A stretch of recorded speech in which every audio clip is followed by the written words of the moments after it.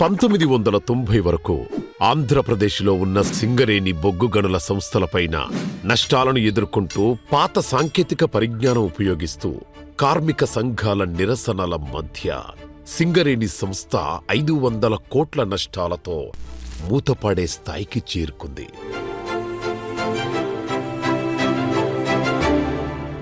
సింగరేణి సంస్థలో పనిచేసే బొగ్గు గని కార్మికులు 40,000కు పైగానే ఉండేవారు. భూమి లోపల ఉన్న బొగ్గు గనుల్లో పనిచేయడం వల్ల కార్మికులు తరచూ ప్రమాదాలలో పడుతూ ప్రాణాలు కూడా కోల్పోయేవారు. కళ్ల ముందే తోటి కార్మికులు చనిపోతూ ఉండటంతో కార్మికులు బొగ్గు గనుల్లో పనిచేయడానికి ఎప్పుడూ భయపడుతూ ఉండేవారు. సింగరేణి కార్మికులకు రక్షణ కల్పించడం ఆ సంస్థకు చాలా కష్టంగా ఉండేది. కార్మికుల ప్రాణనష్టం సింగరేణి సంస్థకు చాలా చెడ్డ పేరు కూడా తీసుకువస్తూ ఉండేది.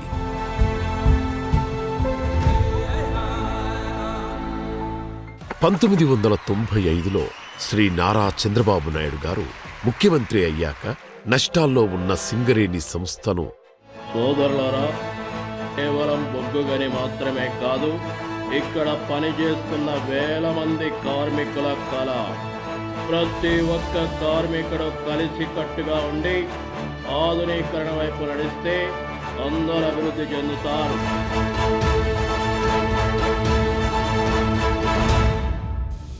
లాభాల్లోకి తీసుకొస్తానని సింగరేణి కార్మికులకు ప్రమాణం చేశారు. అది అసాధ్యమని చాలామంది నవ్వుకున్నారు.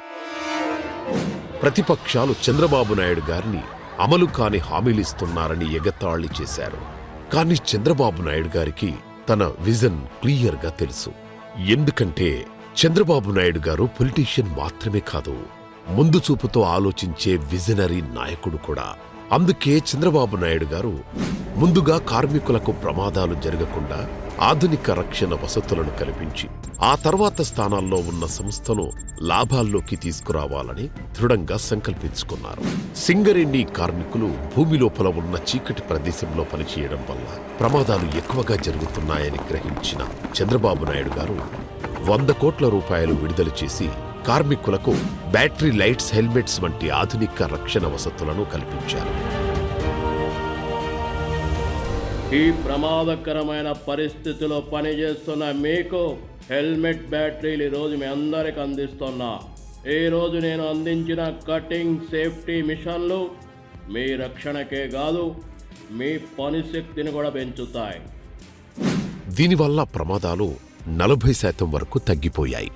చీకటిలో బ్రతికే కార్మికులకు చంద్రబాబు నాయుడు గారు వెలుగును ప్రసాదించారు. ఈ బ్యాటరీ లైట్స్, హెల్మెట్స్ వల్ల చాలా రక్షణగా, భయం లేకుండా ఆత్మవిశ్వాసంతో పనిచేసేవారు. చంద్రబాబు నాయుడు గారు సింగరేణి సంస్థలో చాలా సంవత్సరాలుగా ఉన్న సాంప్రదాయక పద్ధతులకు స్వస్తి చెప్పి వాటి స్థానంలో ఆధునికత మరియు టెక్నాలజీని ప్రవేశపెట్టారు.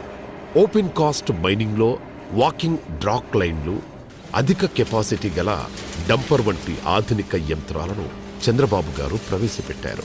అంతేకాకుండా ఓవర్ బర్డెన్ తొలగింపు మరియు బొగ్గు వెలికితీత కోసం ఇన్హీట్ క్రషింగ్ మరియు కన్వేయర్ టెక్నాలజీని మొదటిసారిగా జర్మనీ దేశం సహకారంతో సింగరేణిలో ప్రవేశపెట్టారు.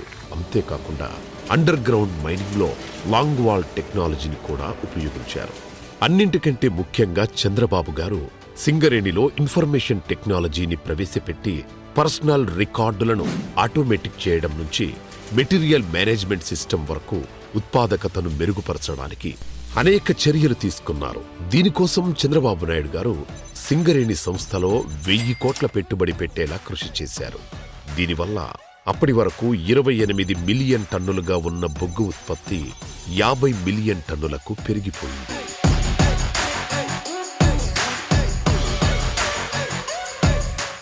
ఆధునిక పరిజ్ఞానం వైపు మనం చేసే ఈ ప్రయాణం అంత తేలికైనది కాదు.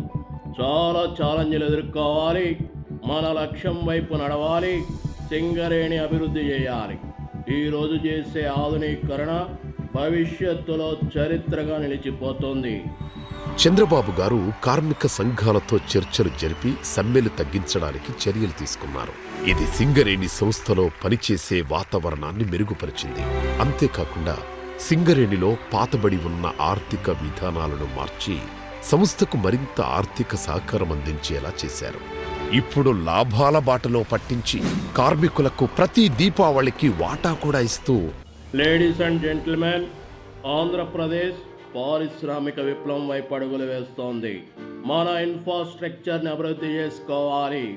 ఆంధ్రప్రదేశ్ని గ్లోబల్ హబ్ ఇన్నోవేషన్గా మార్చడానికి స్పష్టమైన విజన్ మాకుంది.